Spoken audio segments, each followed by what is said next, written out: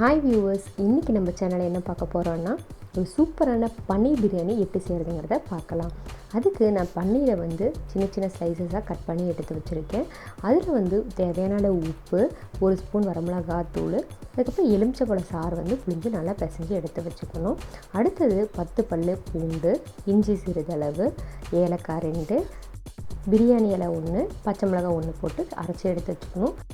இப்போது குக்கரில் ஒரு 2 ஸ்பூன் எண்ணெய் ஊற்றிக்கிட்டு பட்டை சிறிதளவு, லவங்கம் ஒரு 5-6, ரோஸ் இலை 1 ஸ்பூனு, அடுத்தது கல்பாசி, அதுக்கப்புறம் பிரியாணி இலை சேர்த்து நல்லா வதக்கிக்கணும். அதோட ஒரு ஸ்பூன் சோம்பு நம்ம சேர்த்திக்கலாம், நம்ம வாசனையாக நல்லாயிருக்கும்.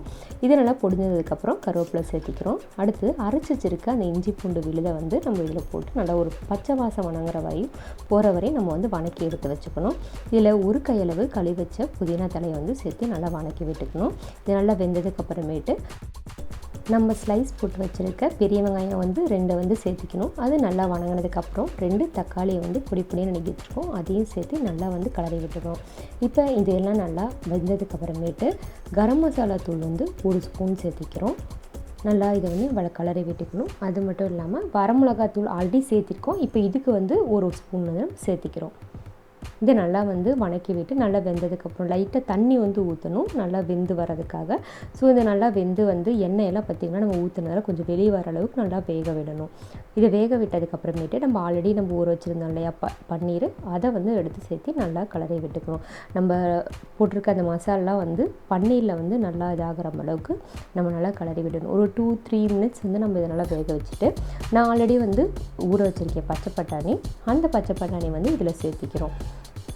நல்லா இதை கலரி விட்டுக்கிட்டே இருக்கணும்.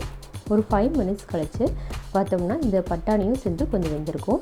இப்போ 3 டம்ளர் நான் அரிசி ஆல்ரெடி ஊற வச்சுருக்கேன். இது நார்மல் ரைஸ் தாங்க.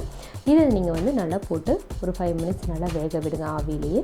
அடுத்தது இதுக்கு 1 டம்ளருக்கு 2 டம்ளர் அளவுக்கு தண்ணி ஊற்றி நம்ம குக்கரில் வேக விடணும். அதுக்கு முன்னாடி கொஞ்சம் கொத்தமல்லி தழை கொஞ்சம் வாசத்துக்காக நான் சேர்த்திக்கிறேன். சேர்த்து விட்டுட்டு இதில் என்னென்னா இந்த அரிசியும் தண்ணியும் பார்த்திங்களா நல்லா ஃபுல்லாக வெந்து வர அளவுக்கு நம்ம அடுப்புலேயே வச்சுக்கணும், விசில் போடக்கூடாது. அதுக்கப்புறம் எடுத்து ஒரு 2 விசில் எடுத்து போட்டோம்னா நமக்கு பிரியாணி சூப்பராக ரெடியாக இருக்கும். நல்லா பார்த்திங்கன்னா உதிரியாக நமக்கு வந்திருக்கும். எல்லாருக்குமே இது ரொம்ப பிடிக்கும், சாஃப்டாக அதே மாதிரி இருக்கும். நீங்கள் இதை வீட்டில் ட்ரை பண்ணி பாருங்கள். பிடிச்சிருந்து சப்ஸ்கிரைப் பண்ணி